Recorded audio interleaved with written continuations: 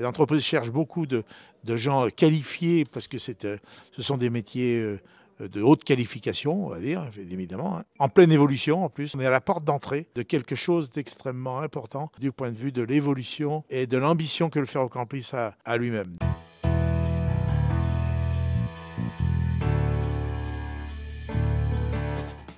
Alors mon intervention de ce matin, ça a été d'accueillir les jeunes qui sont déjà dans ce lycée, passés dans le cadre de leur parcours, par les premières technologies ferroviaires, hein, formation basique, hein. Donc on avait déjà tout un tas de jeunes ici qui sont déjà depuis l'an passé passés par ça. Le projet Ferrocampus, c'est un projet sur plusieurs années. C'est un projet qui vient, je dirais, dans sa démarche socle, premier palier d'entrée dans le cadre de la formation aux technologies ferroviaires. On appelle ça une coloration, hein, technologies ferroviaires dans les formations technologiques qui sont celles de ce lycée, et puis de 13 autres sur la région Nouvelle-Aquitaine, avec lesquelles on a donc commencé à inclure dedans des formations de base sur les technologies ferroviaires. Bien évidemment, le projet est en train de grandir. On a déjà une trentaine de jeunes qui sont passés par là. Cette année, on en aura forcément encore un autre nombre qui va venir se greffer, qui l'est déjà depuis la rentrée de septembre, mais qui le sera en plus à la rentrée de septembre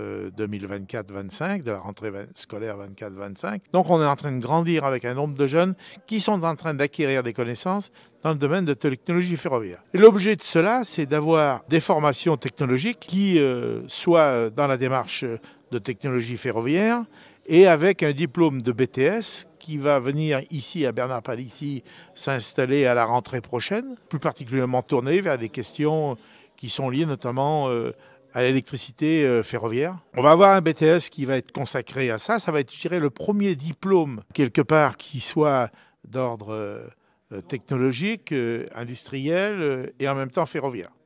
L'ambition, c'est d'avoir un enseignement supérieur dans les technologies ferroviaires. C'est ça l'ambition du Ferrocampus. Nous aurons en 2025 une première licence professionnelle. Il nous a fallu, bien évidemment, avoir l'engagement et le partenariat avec l'Université de La Rochelle. C'est chose faite et je les en remercie, puisqu'il faut qu'on soit adossé par une université pour pouvoir prétendre accéder à un niveau d'enseignement supérieur, par licence bien évidemment, de ces technologies-là. Ça veut dire qu'on est en train de construire quelque chose qui déjà touche un certain nombre de jeunes dans des niveaux de formation de niveau CAP jusqu'au BTS. Et ensuite, l'autre palier que le Ferrocampus se plaît à dire, hein, dans le site SNCF que nous avons acquis, le Conseil régional de Nouvelle-Aquitaine, ça sera sur site là-bas, et avec l'Université de La Rochelle, que les jeunes vont effectivement travailler à un niveau technologique avec plateau technique beaucoup plus élevé et important pour pouvoir obtenir une licence professionnelle. Donc ça veut dire beaucoup de jeunes qui vont passer par là, des formations pour les professeurs qui viendront enseigner